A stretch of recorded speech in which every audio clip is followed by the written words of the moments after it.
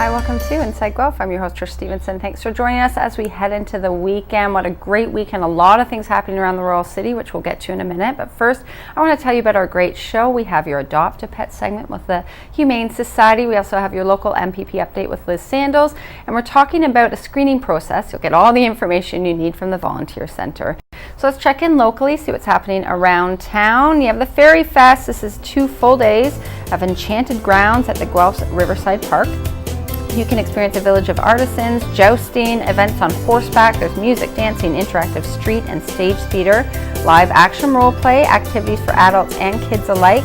You'll see goblins and fairies and dragons and much more on Saturday, June 22nd, 10:30 a.m. till 6 p.m. is one of the days, Sunday as well. And their website there, fairyfest.com, for more information. Now this will be the first of their Market Fresh Summer Sizzle Barbecue on Saturday, June 22nd, 11 a.m. till about 3 p.m.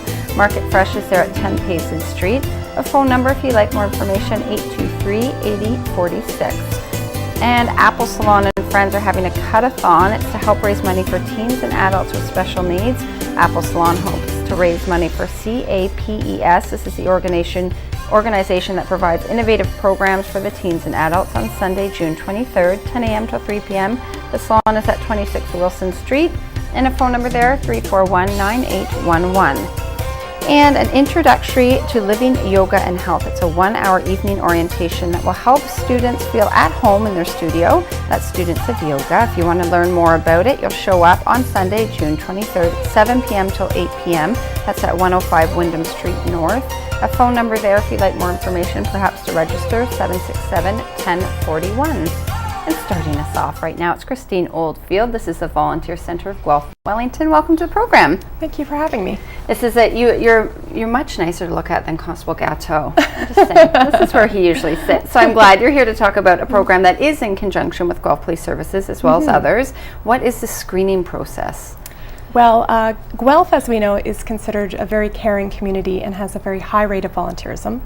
And we're also considered to be a very safe community.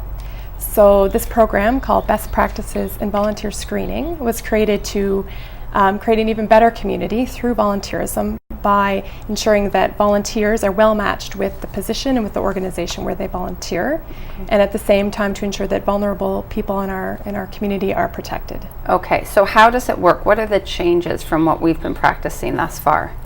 So currently, when a volunteer goes to the police station to get a police records check, they would not be required to pay for one. But what's happened over time is more and more organizations are requiring volunteers to get police records checks.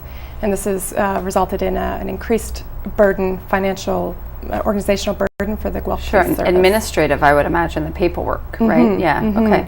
So the Guelph Police Services Board decided to implement a fee for volunteers to get police records checks, and that will be implemented in September. But we are launching this program by the end of this week, and organizations will be able to apply, nonprofit organizations and charities will be able to apply, and if they're successful through this program, considered eligible, they will be able to obtain police records checks for free for their volunteers. Okay. So what would the criteria be, perhaps, to get that, to have the free checks? Well, an organization needs to be a nonprofit or charity to participate in the program, and they also are required to be a member of the Volunteer Centre. And essentially they will provide us with their volunteer screening policies and procedures, and for the position descriptions of those positions where they will require volunteers to get police records checks. And if the positions involve volunteers are working with the vulnerable populations, so seniors, youth, children, if they're working in a situation where there's dependence, reliance on the volunteer, that would be considered a position that's eligible to participate in the program. And if successful, then that organization would receive an authorization number for that position.